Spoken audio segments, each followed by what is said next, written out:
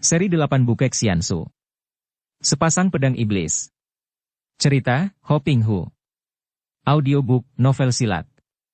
Bab 30. Kau beri tanda dari 5 penjuru, agar pasukan-pasukan kami yang terbagi 5 dapat menyerbu dengan aman. Baik. Kui Sui lalu meloncat ke dalam sebuah perahu kecil yang sudah diturunkan oleh pasukan, kemudian mendayung perahu itu ke darat dengan jantung berdebar. Biarpun dia telah berhasil membunuh Kilok, namun hatinya merasa tidak enak sekali. Dia telah bermain dengan api, dan kalau dia teringat kepada pendekar super sakti, dia bergidik. Tidak apa, pikirnya, menghibur diri sendiri. Kalau serbuan itu berhasil dan dia tinggal di kota raja, membantu Koksu yang memiliki banyak orang pandai, dia tentu aman dari pembalasan pendekar super sakti. Dan Kui Hong, si cantik manis yang membuatnya tergila-gila itu, setelah ditawan dan diserahkan kepadanya, dia akan memaksanya menjadi istrinya, mau atau tidak. Kalau dia sudah mendapatkan kedudukan tinggi, aman dan terjamin keselamatannya, sudah memperoleh diri Kui Hong yang dicintanya, mau apa lagi? Jauh lebih baik daripada mati kering di tempat dingin itu, di Pulau Es, hanya dapat memandang Kui Hong dengan penuh rindu hati yang menyiksa perasaan. Setelah mendapatkan perahunya, Kui Sui cepat memasang tanda-tanda kain putih di tempat-tempat tertentu sebagai petunjuk jalan masuk pulau sebagaimana yang telah ia janjikan kepada Koksu. Sambil memasang kain putih dia memasuki pulau dan langsung menghadapi gurunya yang masih berunding dengan Kui Hong bagaimana sebaiknya menghalau musuh kalau memang kapal-kapal yang mendekati pulau itu benar-benar musuh yang berniat buruk. Wah, lama benar engkau melakukan penyelidikan, sampai kusuruh Kilok pergi menyusulmu. Di mana Kilok? Begitu dia datang, gurunya menegurnya. Celaka sekali, Subo. Tiba-tiba Kui Sui menjatuhkan diri berlutut dan mengusap air matanya. Ada apakah? Hoa Chioklin membentak marah melihat muridnya begitu cengeng. Lekas ceritakan. Liokte telah tewas mereka bunuh. Apa? Seruan ini keluar dari mulut Tung Si Kalun, ayah Kilok yang tentu menjadi terkejut sekali mendengar bahwa putra tunggalnya telah tewas dibunuh orang. Bagaimana terjadinya?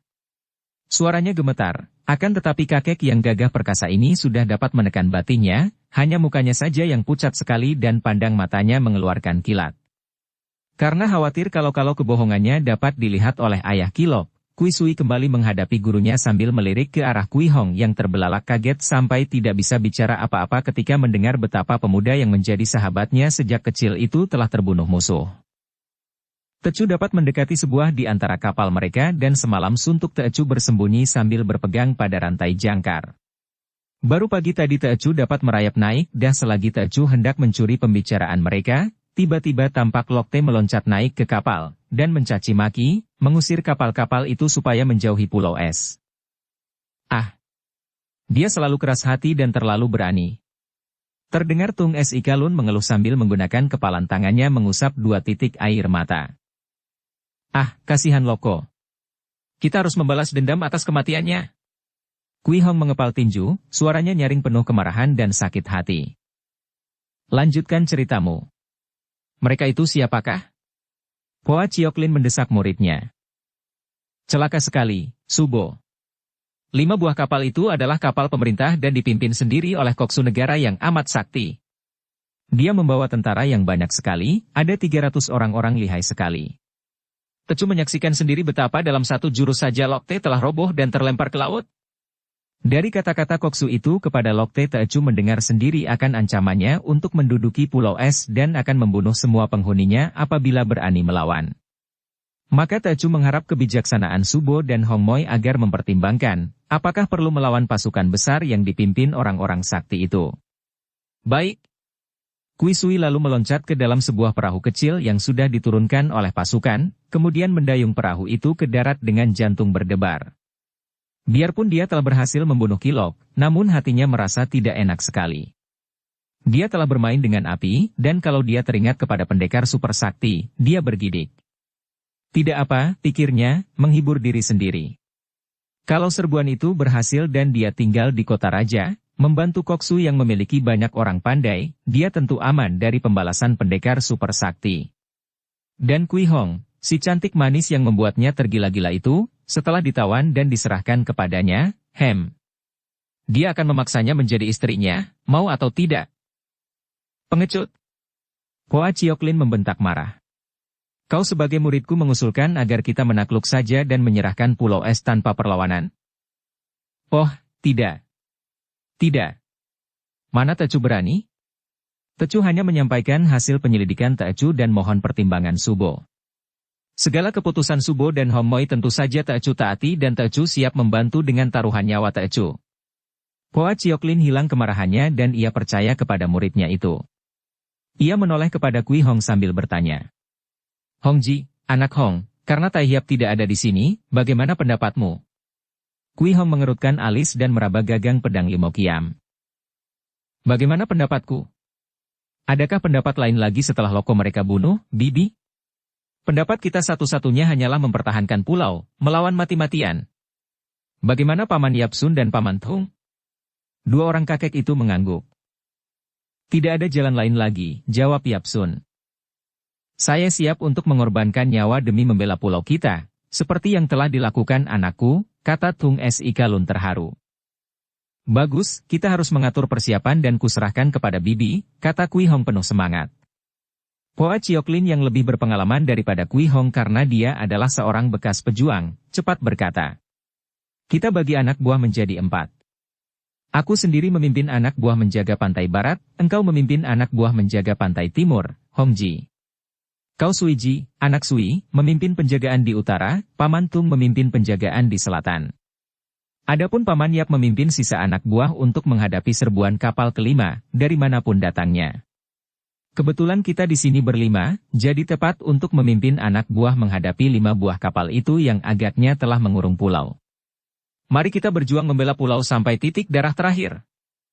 Mereka lalu keluar dari istana Pulau Es dan mengumpulkan anak buah, membagi menjadi 5 dan segera berangkat ke tempat penjagaan masing-masing. Ketika Kui Hong sedang sibuk mengatur pasukannya, tiba-tiba Kui Sui mendekatinya dan berkata, Hong Moi, maafkan segala kesalahanku yang sudah-sudah. Sekarang kita menghadapi musuh yang kuat dan entah kita akan dapat saling berjumpa lagi atau tidak. Maka sebagai ucapan selamat berpisah dan selamat berjuang, aku lebih dulu mohon kau suka memaafkan semua kesalahanku. Kui Hong tersenyum. Hatinya lega. Baru sekali ini pemuda itu tidak mengeluarkan kata-kata merayu dan mengambil hatinya, dan agaknya dalam ancaman bahaya ini Kui Sui bersikap sungguh-sungguh, maka dia berkata halus. Suiko, mengapa engkau berkata demikian?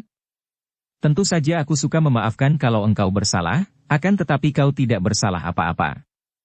Pula, siapa bilang bahwa kita akan kalah? Lihat saja kita akan hancurkan mereka semua. Mudah bagimu, Moi Moi, karena engkau memiliki ilmu kepandaian setinggi langit. Juga mudah bagi Subo dan kedua paman. Akan tetapi aku? Tingkat kepandaianku masih amat rendah. Sedangkan, Lokte saja demikian mudah terbunuh apalagi aku?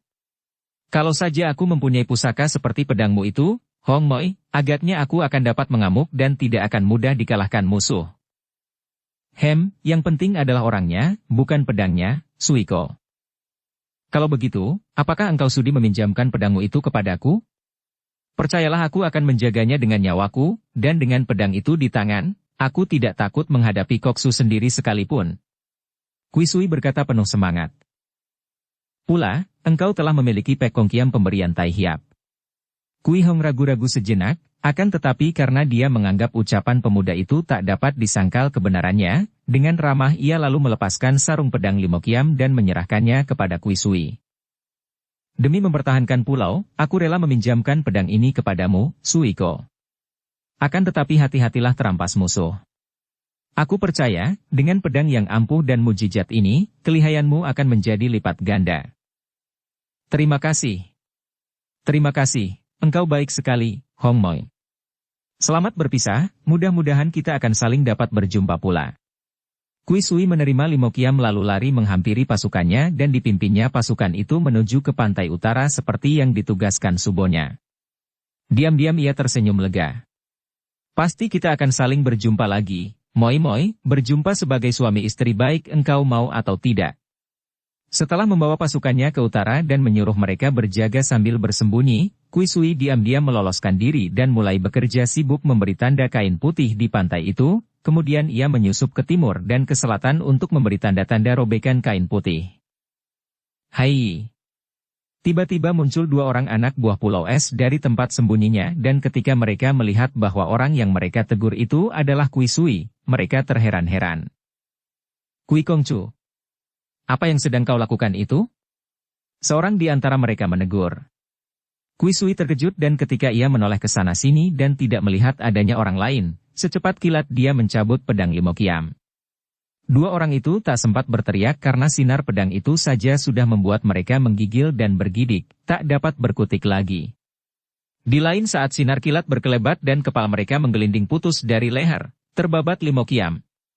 Pedang yang sudah sekian lamanya tidak minum darah itu kini mulai melepaskan dahaganya dan ketika Kui Sui memandang pedang itu dengan hati penuh kebanggaan, ia melihat pedang itu lebih bersinar-sinar lagi setelah mencium darah manusia.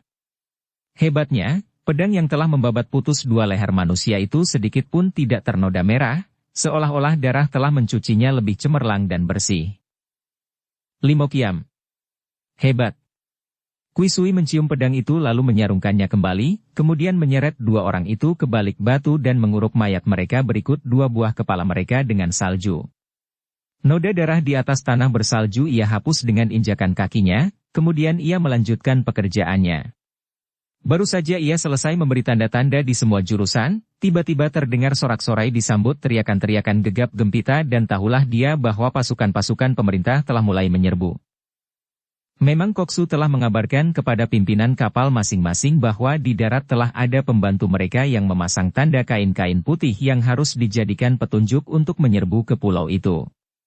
Terjadilah perang yang hebat dan di 5 penjuru pulau itu.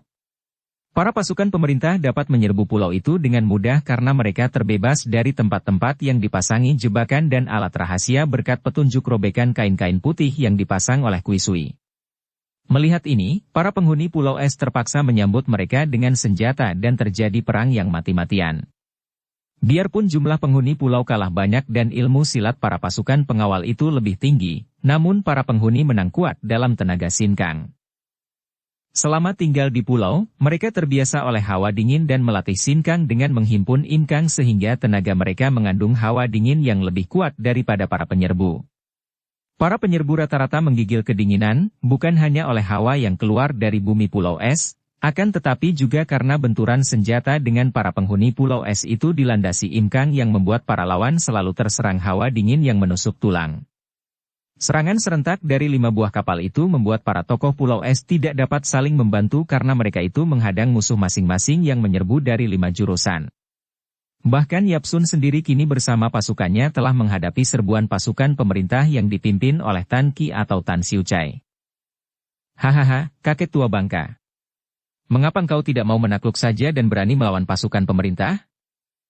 Selamanya Pulau Es tidak pernah mengganggu pemerintah, kalau sekarang pemerintah menyerang kami, terpaksa kami akan mempertahankan pulau mati-matian, jawab kakek Yapsun dengan suara keren.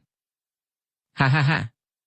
Kalian anak buah Pulau Es memang tidak berdosa terhadap pemerintah akan tetapi majikan kalian berdosa besar sekali, karena itu kalian pun ikut berdosa kalau melawan.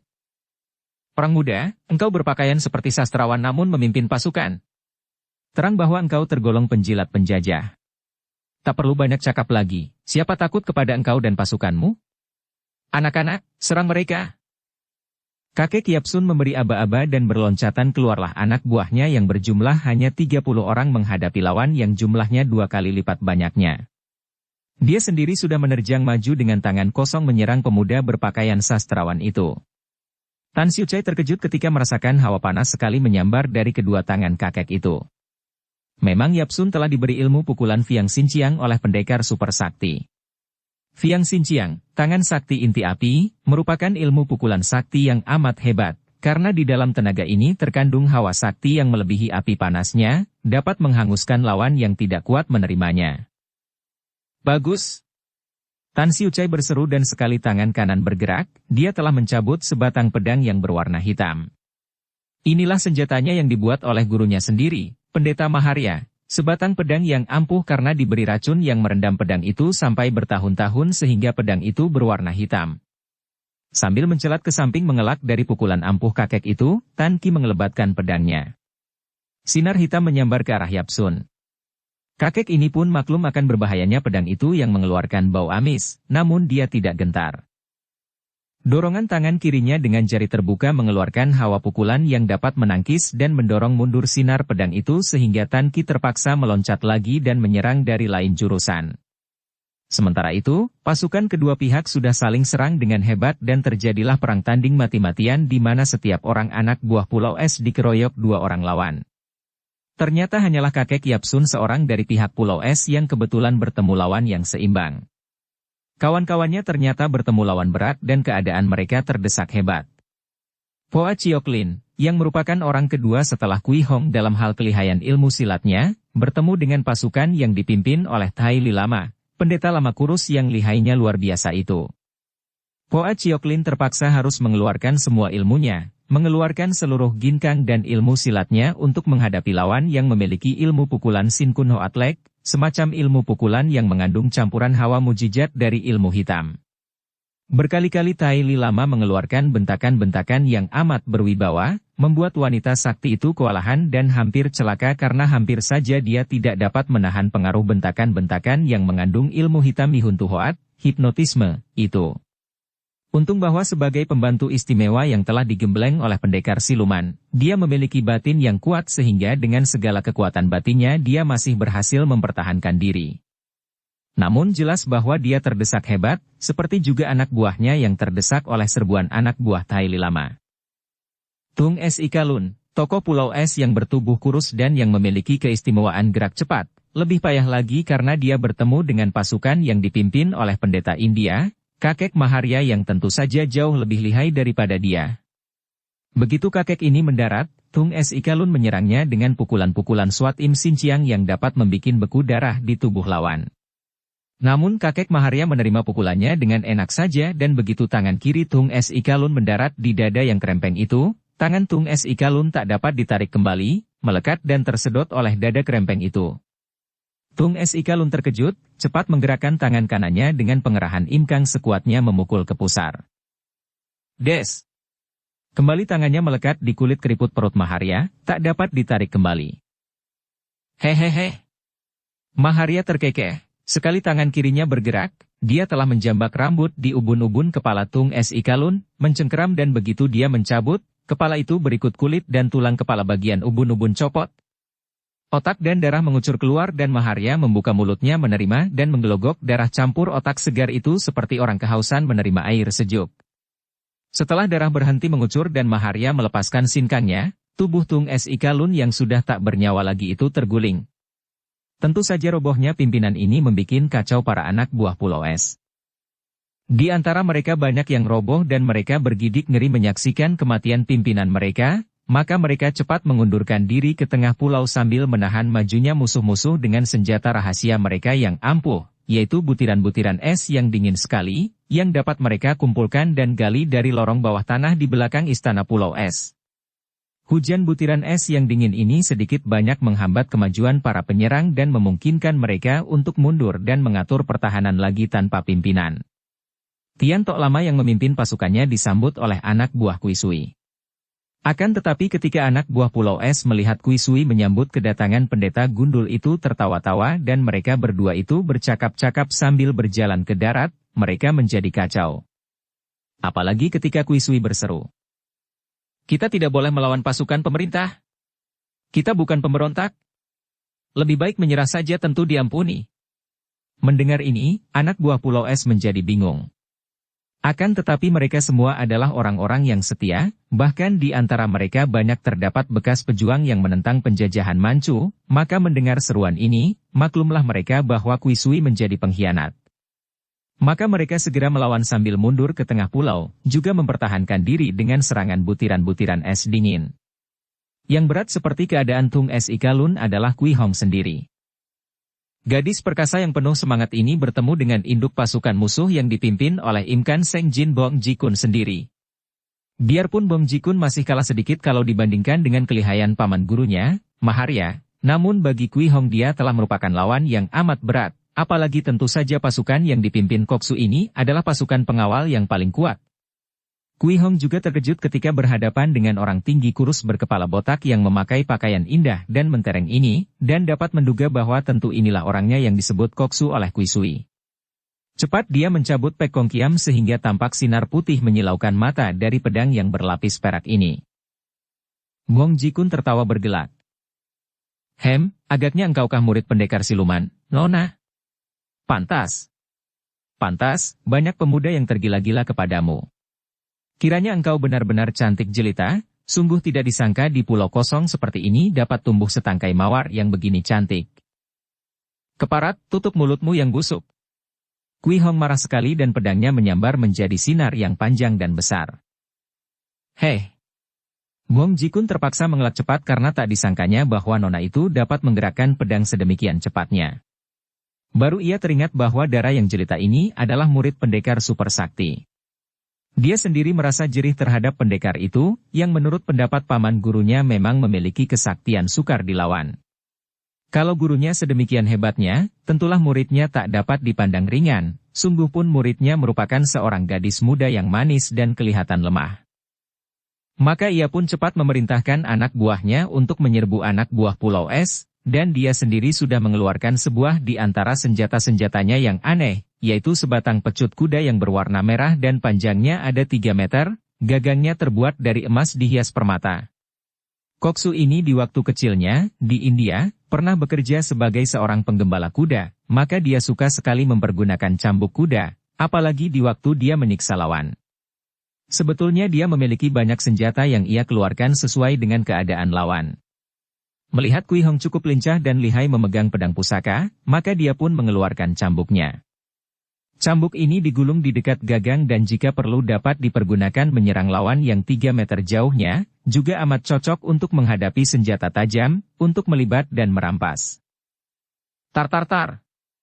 Cambuknya meledak-ledak di atas kepala dan meluncur turun, mengirim totokan-totokan berantai ke arah jalan darah di leher, tengkuk dan kedua pundak Kui Hong. Hait! Kui Hong melengking nyaring. Pedangnya diputar cepat di atas kepala, membentuk sinar seperti payung melindungi tubuh atasnya, dan tangan kirinya sudah menyodok ke depan, mengirim pukulan jarak jauh ke arah ulu hati lawan. Bukan main kagetnya hati Koksu itu. Gerakan pedang gadis itu benar-benar membendung serangan cambuknya, dan kini pukulan tangan kiri itu mengandung hawa dingin yang terasa menghantam dadanya, terus menyerang ke jantung. Ia mengerahkan sinkang, mengeraskan perut dan dada, menahan pukulan jarak jauh itu sambil menarik pecutnya, dan sekali pergelangan tangannya bergerak, ujung pecutnya menyambar dari bawah hendak melibat kaki Kui Hong. Gadis ini meloncat ke atas, cepat mainkan pedangnya yang merupakan pecahan dari Siang Mo Kiam Sut seperti yang diajarkan pamannya, dan tangan kirinya tidak lupa mengirim pukulan-pukulan Fiang Xinjiang dan Swat Im Xinjiang secara bergantian.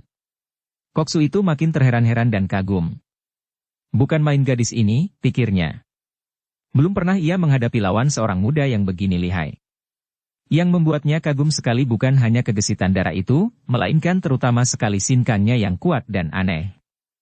Betapa mungkin gadis semuda ini sudah dapat membagi kedua lengannya dengan saluran hawa Imkang dan Yangkang? Kalau tangan kanannya melancarkan pukulan berhawa dingin, pedangnya terasa mengeluarkan hawa panas. Sebaliknya kalau dari tangan kiri menyambar hawa panas, pedangnya menjadi dingin luar biasa. Timbul dalam pikiran Koksu ini rasa sayang untuk membunuh gadis itu. Dia akan menawannya hidup-hidup, bukan hanya untuk memenuhi permintaan Kui Sui yang telah berjasa, akan tetapi juga kalau dia dapat membujuk gadis itu membantu pemerintah tentu Kaisar akan senang sekali. Soal Kui Sui, mudah diselesaikan, karena baginya, gadis ini lebih berharga 10 kali dari pemuda itu. Akan tetapi, pikiran untuk menawan gadis itu hidup-hidup jauh lebih mudah daripada melaksanakannya. Tingkat kepandaian Kui Hong sudah amat tinggi dan menghadapi Koksu itu, dia hanya kalah matang dan kalah pengalaman. Namun, gadis ini telah mempelajari ilmu-ilmu silat tingkat tinggi yang sebetulnya kalau sudah dilatih sematang Koksu itu, tidak akan mampu ditandingi oleh Bong Jikun. Biarpun Koksu itu jauh lebih berpengalaman dan lebih matang, namun dia harus mengerahkan seluruh kepandaian dan tenaganya untuk tidak roboh di tangan gadis ini, apalagi untuk menawannya hidup-hidup. Kui Hong yang kini percaya akan laporan Kui Sui bahwa kepandaian para penyerang benar-benar amat hebat, bersilat dengan hati-hati sekali. Diam-diam dia agak menyesal mengapa dia tadi menyerahkan Limo Qiam kepada Kui Sui. Kalau dia menggunakan pedang mujizat itu, agaknya dia masih akan mampu mengalahkan lawan yang jauh lebih berpengalaman ini. Akan tetapi, dia lalu teringat akan keadaan pemuda itu sendiri, dan keadaan bibinya, dan kedua orang pamannya. Kalau mereka itu pun menghadapi lawan seberat ini, akan celakalah Pulau Es. Maka dia lalu mengerahkan seluruh tenaga dan kepandaiannya agar dapat mengalahkan Koksu ini dan dapat membantu kawan-kawannya. Namun, tidaklah mudah, karena sesungguhnya, tingkatnya masih kalah sedikit oleh Imkan Sengjin Bong Jikun. Pada saat Pulau Es diserbu dan semua tokohnya mengalami ancaman bahaya itu, bahkan Tung Es Ika Lun telah tewas secara mengerikan, tak jauh dari pantai, tampak sebuah perahu kecil yang dijalankan dengan pesat, didayung oleh seorang pemuda tampan yang memandang ke arah Pulau Es penuh takjub, kemudian memandang ke arah kapal-kapal besar itu dengan alis berkerut. Pemuda ini bukan lain adalah Gak Bun Beng. Setelah Bun Beng meninggalkan Tian Liong Pang, dia mengambil keputusan untuk mencari Pulau Neraka. Kini dia telah memiliki ilmu kepandaian yang cukup untuk menghadapi siapapun juga. Oleh karena itu, dia tidak takut pergi ke Pulau Neraka untuk mencari pemuda putra majikan Pulau Neraka dan minta kembali pedang Lamo Qiam yang dahulu dirampasnya.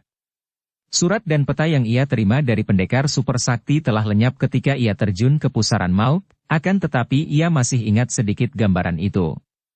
Pokoknya, di sebelah utara melewati sekelompok pulau kecil yang berjajar seperti baris. Demikianlah, karena sama sekali tidak ada pengalaman berlayar, tanpa disadarinya pada siang hari itu layar perahunya yang terbawa angin membuat perahunya melaju cepat membawanya sampai ke dekat Pulau Es. Melihat pulau yang putih itu dan melihat kapal-kapal besar, dia terheran-heran dan menggulung layar, lalu mendayung perahunya dengan hati-hati mendekati pulau. Tolong! Tiba-tiba teriakan ini mengagetkan Bun Beng yang segera menoleh ke kiri dan menahan perahunya. Dilihatnya seorang laki-laki dengan susah payah berenang menuju ke perahunya. Ketika Bun Beng melihat bahwa orang itu ternyata luka parah, cepat ia mendayung perahunya mendekat, lalu menyambar baju di punggungnya dan menariknya ke atas perahu. Ternyata orang itu adalah Tung Kilok yang hampir saja tidak kuat lagi, lukanya oleh pedang Kui Sui hebat dan ia telah kehilangan banyak darah. Ia memandang dengan napas terengah-engah kepada Bun Beng, lalu berkata, "Sahabat, siapapun adanya engkau. Tolonglah. Tolonglah cari Tai Hiap." Tai Hiap siapa? Dan engkau siapa? Tai Hiap. Tucu Pulau Es. Katakan. Katakan. Pulau Es diserbu pasukan pemerintah. Koksu negara. Dan si pengkhianat Kui Sui. Pulau kami terancam. Pemuda yang gagah perkasa itu menghembuskan napas terakhir, tidak melihat betapa kagetnya Bun Beng mendengar ucapan tadi. Ia merebahkan kepala yang tadi di pangkunya, dan mengangkat mukanya memandang ke pulau itu. Itukah Pulau Es?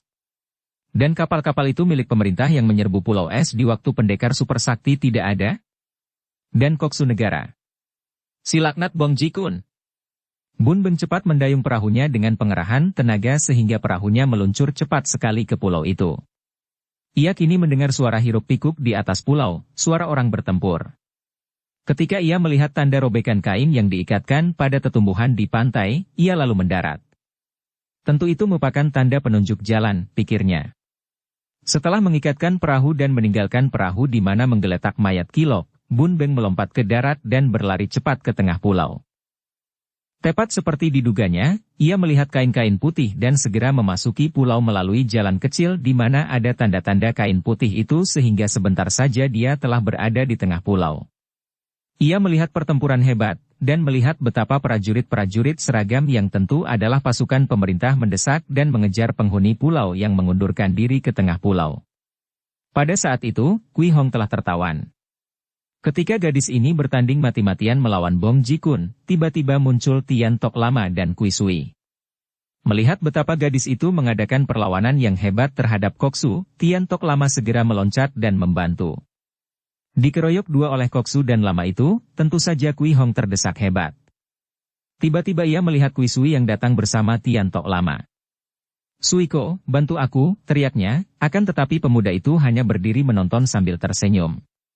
Seketika mengertilah Kui Hong bahwa pemuda tampan ini telah berkhianat dan tadi sengaja meminjam pedang Limo Qiam. Maka kemarahannya memuncak, dan setelah memutar pedangnya membuat kedua orang lawannya mundur, ia lalu melompat ke arah Kui Sui sambil memaki. "Engkau pengkhianat hina!" Akan tetapi, tiba-tiba pecut di tangan Bong Jikun berkelebat membelit lengannya yang memegang pedang dan sebelum Kui Hong dapat membalikkan tubuh, Tian Tok Lama telah memukulnya dari belakang dengan pukulan Hek Invi Hong Chiang. Des! Angin pukulan yang membawa uap hitam itu mengenai punggung Kui Hong membuat gadis itu roboh pingsan dan pedangnya terampas oleh ujung pecut koksu. Dia memandang rendah Tian Tok Lama sehingga kena terpukul, tidak tahu bahwa ilmu kepandaian lama itu setingkat dengan kepandaian Bong Jikun.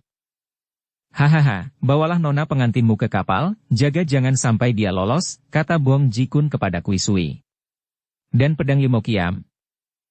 "Sudah di sini," jawab Kui Sui, menepuk pedang di pinggangnya. "Baik, bawa ke kapal, jangan sampai dia lolos dan jangan sampai pedang itu hilang."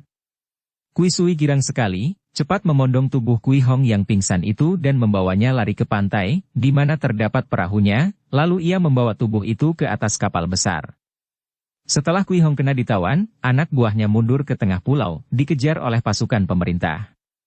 Yap Sun yang mengamuk dan menghadapi Tan Siu Chai dengan gigih, terpaksa roboh pula, ketika tiba-tiba muncul kakek Maharya yang sudah mengejar sampai ke situ. Maharya marah sekali melihat betapa muridnya belum mampu merobohkan kakek itu.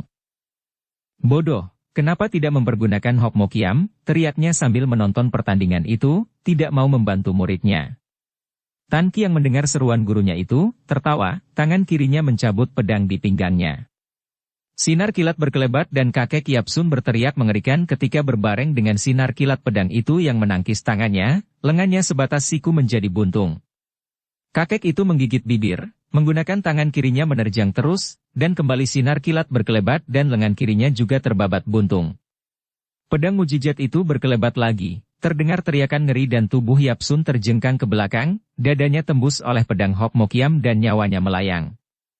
Tan Ki menyimpan pedang Hok Mo Kiam dan pedang hitamnya, menoleh kepada suhunya. "Saya memang sengaja mengajaknya berlatih, dia merupakan lawan yang boleh juga." "Sudah, mari kita membantu Tai Li Lama yang masih belum mampu mengalahkan lawannya. Kulihat wanita itu lihai juga." Memang, hanya tinggal Poa Chiok Lin seorang yang masih mengadakan perlawanan terhadap Tai Li Lama, bahkan wanita yang marah sekali ini mengamuk, mendesak pendeta itu dengan pedang yang sudah sejak tadi ia pergunakan karena dia tidak mampu mengalahkan lawan dengan tangan kosong. Tiba-tiba muncul Maharya dan Tan Ki. Tan Ki yang melihat bahwa Poa Chiok Lin yang setengah tua itu masih cantik, segera meloncat maju. Manis, kenapa engkau nekat? Menyerahlah saja, hidup di kota raja tentu senang." Poa Chiok Lin tidak menjawab, melainkan mengamuk lebih hebat, menangkis sinar pedang hitam yang dipergunakan Tan Ki. Terang! Pedang Chiok Lin patah ujungnya, akan tetapi Tan Ki terhuyung ke belakang dan seluruh lengan kanannya tergetar. "Wah, lihai juga," serunya. Maharya meloncat maju, tangan kirinya bergerak menampar dan angin pukulan yang kuat berhembus ke arah wanita itu. Chiok Lin menjerit dan terlempar ke belakang. Cepat ia menjatuhkan diri bergulingan, lalu meloncat bangun lagi dan mengambil keputusan nekat untuk melawan musuh-musuh lihai itu sampai napas terakhir.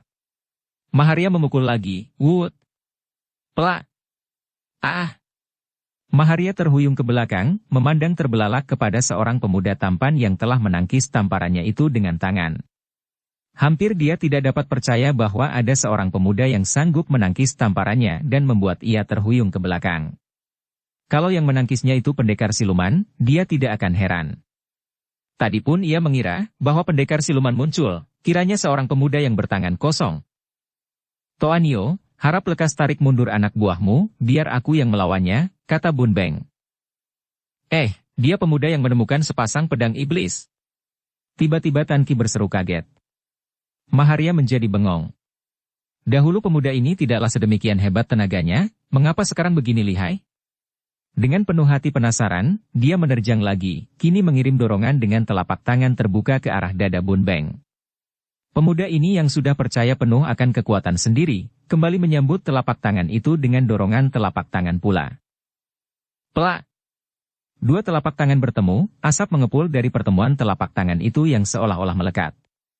Maharya berseru keras sebelah tangannya memukul lagi akan tetapi tiba-tiba tubuh Bun Beng lenyap. Demikian cepat gerakan pemuda ini yang sudah meloncat ke atas dan ujung sepatunya menotok ke arah ubun-ubun kepala Maharia. Hei! Maharia cepat melempar tubuhnya ke atas dan bergulingan. Wajahnya yang berkulit hitam itu menjadi agak pucat. Keringat dingin mengucur karena dia maklum bahwa hampir saja nyawanya melayang. Serbu! Tan Qi berseru dan kini dia bersama Maharia dan Tai Li Lama menerjang maju. Poa Chioklin kini juga maju membantu Bun Beng yang belum ia kenal siapa adanya itu, sungguh pun wajah pemuda tampan itu seperti pernah dilihatnya. Tentu saja dia pernah melihat Bun Beng, yaitu ketika terjadi pertempuran di Pulau Muara Huangho. Akan tetapi ketika itu Bun Beng masih kecil sehingga dia tidak mengenalnya lagi. Sebaliknya Bun Beng masih mengenal Chioklin maka serunya. Poa Toanio, mundurlah. Anak buahmu terdesak, bantulah mereka. Chioklin melongo, dan tiba-tiba ia teringat. Ini adalah bocah yang dahulu diperebutkan di Pulau Muara Huangho, bocah yang oleh pendekar siluman akan dirampas dan dibawa ke Pulau Es. Gak Bun Beng, putra Gak Liat dan Bei Kiam Hok Him. Mendengar ucapan itu, dia menengok dan benar saja anak buahnya terdesak sehingga kocar-kacir dan banyak yang sudah roboh. Juga ia melihat betapa anak buah dari pantai lain telah mundur ke tengah pulau, mendekati istana Pulau Es, dikejar pasukan pemerintah. Maka dia lalu meninggalkan Bun Beng dan mengamuk, membantu anak buahnya merobohkan banyak tentara pengawal pemerintah. Hancurkan mereka, serbu istana Pulau Es, teriak Maharia. Biar aku melayani bocah sombong ini. Sambil berkata demikian, Maharia yang merasa bahwa pemuda itu tidak akan dapat ia kalahkan mengandalkan tenaga sinkang, sudah mencabut keluar sebuah senjata yang aneh. Senjatanya itu bergagang pendek, dan berbentuk bulan sabit yang pinggirnya tajam sekali dan kedua ujungnya yang melengkung amat runcing. Sing sing sing. Tampak sinar kilat menyambar-nyambar ketika senjata itu dia pergunakan untuk menyerang. Namun Bun Beng dapat mengelak dengan tenang, bahkan dapat membalas dengan pukulan-pukulan maut karena dia telah mainkan ilmu silat Sempo Chin Keng yang mujizat. Berkali-kali Maharia mengeluarkan seruan kaget dan heran. Pemuda itu benar-benar lincah dan memiliki ilmu silat yang amat ajaib, yang dia kenal mempunyai dasar-dasar ilmu silat golongan kaum sesat. Sementara itu, Bun Beng yang melihat betapa Tai Li Lama, Tan Qi bahkan ada Tian Tok Lama, dan Bong Jikun mulai memimpin pasukan membakari rumah-rumah pondok sederhana tempat tinggal para anak buah Pulau Es yang kewalahan, menjadi khawatir sekali. Orang muda, engkau merasa takut? Lumpuh, hayo berlutut. Tiba-tiba Maharia membentak, menggunakan kesempatan selagi perhatian Bun Beng terpecah karena mengkhawatirkan keadaan Pulau Es. Bun Beng otomatis jatuh berlutut dan dia merasa heran sekali. Baru ia teringat ketika kakek India membacok ke arah kepalanya dengan senjatanya yang aneh. Untung pada detik terakhir Bun Beng teringat lagi. Dia sudah mengerahkan sinkang dan menghimpun tenaga batin, cepat ia melempar tubuh ke belakang sehingga bacokan itu luput. Dar! Dar! Breng! Tiba-tiba terdengar ledakan-ledakan keras, tampak tanah muncrat dan asap hitam bergulung-gulung. Beberapa orang prajurit pemerintah roboh, bahkan Maharia sendiri cepat meloncat ke belakang ketika ada sebuah benda hitam menyambar kepalanya. Sambaran itu luput dan benda itu menghantam tanah, meledak dan mengeluarkan asap hitam. Bun Beng meloncat bangun. Keadaan menjadi gelap karena asap hitam itu. Dia cepat berlari ke arah istana Pulau Es dan di sepanjang jalan, terjadi ledakan-ledakan yang merobohkan prajurit pemerintah. Pasukan pemerintah menjadi kacau balau, lari bersembunyi, ada yang bertiarap. Bahkan Koksu dan rombongannya, Tian Tok Lama, Tai Li Lama dan Tan Qi, diserang oleh benda-benda hitam yang dapat meledak sehingga mereka sibuk mengelak ke sana-sini. Bun Beng mengerti bahwa ada bantuan datang. Entah siapa, hanya dia mengenal alat-alat ledak itu seperti yang biasa dipergunakan oleh tokoh-tokoh Pulau Neraka. Dia tidak peduli dan cepat menghampiri rombongan anak buah Pulau Es yang dipimpin oleh Poa Chioklin. Mereka ini sama sekali tidak diserang alat-alat peledak sehingga mudah diduga bahwa memang yang melempar-lemparkan alat peledak itu bermaksud membantu anak buah Pulau Es. Poa Toanio, cepat bawa anak buah bersembunyi. Ada orang pandai membantu kita. Di mana adanya Kui Hong? Ah, menurut laporan anak buahnya, dia tertawan, dihianati orang kita sendiri dan dibawa ke kapal di sebelah timur pulau. Kui Sui. Bun Beng bertanya, teringat akan cerita pemuda di perahunya tadi. Bagaimana engkau tahu? Engkau. Gak Bun Beng, bukan? Benar, Toanio, lekas bawa anak buahmu bersembunyi, kalau tidak ada lain jalan, bawa keluar dari pulau ini. Aku akan berusaha menolong Nona Kui Hong. Baru saja habis ucapannya, tubuhnya berkelebat dan lenyap dari situ. Hoa Chioklin melongo saking kagum dan herannya, akan tetapi dia segera membawa anak buahnya memasuki istana dan bersembunyi di lorong bawah tanah istana. Dia sendiri bersama orang yang dapat diandalkan menjaga di depan, melihat betapa pasukan musuh kocar-kacir oleh ledakan-ledakan yang asapnya mengandung racun itu sehingga banyak anggota pasukan yang roboh tewas.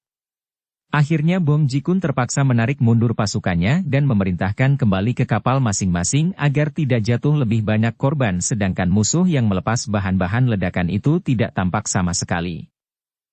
Bong Jikun mengajak paman gurunya, Maharya, ke kapalnya untuk diajak berunding membicarakan munculnya Gak Bu Beng dan pelempar peledak yang asapnya hitam beracun itu. Begitu naik ke kapal dia menjenguk ke ruangan bawah, lega melihat betapa Kui Hong telah terikat pada tiang, duduk di atas bangku dengan wajah muram, sedangkan Kui Sui menjaga di situ bersama selusin orang prajurit. Gadis itu memaki-maki Kui Sui, akan tetapi pemuda itu hanya tersenyum saja dan berusaha membujuknya dengan suara manis. Melihat ini Bong Jikun naik lagi dan berunding dengan Maharya di geladak kapal. Senja telah datang akan tetapi sinar keemasan matahari masih menerangi geladak kapal. Mereka duduk dan bicara dengan serius. Bocah itu hebat juga, terdengar Maharya berkata. Sungguh mengherankan sekali, belum ada setahun aku melawan dia, kepandaiannya masih belum begitu hebat, bahkan aku telah melukainya, mestinya dalam waktu 3 bulan dia mampus. Bagaimana sekarang dia masih dalam keadaan sehat dan kepandaiannya malah demikian hebat? Mungkin dia menerima latihan dari pendekar siluman, jawab Bong Jikun sambil mengelus jenggotnya. Akan tetapi yang aneh adalah pelempar peluru peledak yang mengandung asap beracun itu. Apakah dia pendekar siluman sendiri? Dia tentu lihai bukan main. Pendekar super sakti tidak mungkin mau melakukan penyerangan gelap seperti itu, jawab Maharya. Benar, dan sepanjang pendengaranku, yang bisa menggunakan senjata rahasia macam itu adalah orang Pulau Neraka. Akan tetapi, tidak mungkin, bantah Maharya. Bukankah Pulau Neraka selalu bertentangan dengan Pulau Es? Selagi dua orang ini bercakap-cakap, Bun Beng telah berhasil meluncurkan perahunya dan terjun ke air, berenang lalu bergantung kepada rantai jangkar. Dia merayap naik, akan tetapi melihat Maharya dan Bong Jikun berada di situ, di atas geladak dia tidak berani naik. Melihat musuh-musuh besarnya ini, ingin sekali dia meloncat dan membuat perhitungan. Bong Jikun telah membunuh gurunya, dan dengan Maharya dia mempunyai perhitungan lain. Akan tetapi, kedatangannya ini adalah untuk menolong Kui Hong. Kalau dia meloncat dan menerjang kedua orang yang dia tahu amat lihai itu, harapannya untuk menolong Kui Hong tentu akan buyar. Maka dia menanti kesempatan baik dan bersembunyi di rantai jangkar, mepet di badan kapal. Sebaiknya besok pagi kita sendiri bersama kedua orang lama turun ke pulau melakukan penyelidikan, kata Maharya. Kita harus mengetahui siapa orangnya yang begitu berani menyerang kita dengan peluru-peluru peledak itu. Kebakaran, terdengar teriakan bersama dengan datangnya ledakan yang tiba di atas bilik kapal dan tampak api berkobar. Maharya dan Bong Jikun terkejut, apalagi ketika mendengar suara dari atas. Akulah yang melepaskan alat-alat peledak, kalian manusia-manusia busuk mau apa? Keduanya meloncat bangun dan ketika memandang ke atas, jauh di atas, di tali temali layar dekat tiang besar, tampak tubuh seorang wanita bergantung pada tali, bergantung dengan kedua kakinya sedangkan kepalanya tergantung di bawah, rambutnya yang panjang berkibar tertiup angin. Di bawah sinar matahari senja, wanita berpakaian hitam yang bermuka putih sekali itu benar-benar amat menyeramkan, apalagi kehadirannya dengan cara bergantung terbalik seperti itu. Baik Maharya maupun Bong Jikun terkejut, bukan oleh kehadiran wanita yang bergantung seperti itu, yang hanya memperlihatkan kemahiran ginkang luar biasa yang mampu mereka lakukan juga. Yang mengejutkan mereka adalah kehadiran wanita itu yang tidak mereka ketahui sama sekali. Siapakah wanita itu? Dia bukan lain adalah majikan Pulau Neraka. Dia adalah Lulu, adik angkat pendekar super sakti, baca cerita pendekar super sakti. Bagaimana Lulu yang menjadi majikan Pulau Neraka dapat hadir di situ, membantu anak buah Pulau Es yang diserbu pasukan pemerintah? Untuk mengetahui hal ini, sebaiknya kita meninjau keadaan Pulau Neraka di mana telah terjadi perubahan besar sekali. Putra Lulu bernama Wan Keng In, telah menjadi seorang pemuda berusia 17 atau 18 tahun, tampan dan tinggi ilmunya karena semenjak kecil digembleng oleh ibunya sendiri. Lulu terlalu memanjakan putranya itu, apalagi setelah ia mendengar bahwa ayah putranya itu, Wan Sin Kiat, sengaja membunuh diri dalam perjuangan menentang pemerintah Manchu. Pada suatu hari, Keng In pulang dari perantauannya. Anak itu seringkali keluar dari Pulau Neraka menunggang burung Raja Wali dan biarpun berkali-kali Lulu memarahinya, namun anak itu yang amat manja selalu melanggar larangannya. Ketika Keng In pulang, dia menghampiri ibunya dan tertawa-tawa bangga, lalu menepuk pinggangnya di mana tergantung sebatang pedang bersarung indah sambil berkata, "Ibu, coba terka pusaka apa yang kudapatkan dalam perantauanku sekarang ini. Ibu selalu melarang aku merantau, kalau aku tidak merantau, mana mungkin mendapatkan pusaka ini?" Lulu mengerutkan alisnya memandang. Bersambung ke bab 31.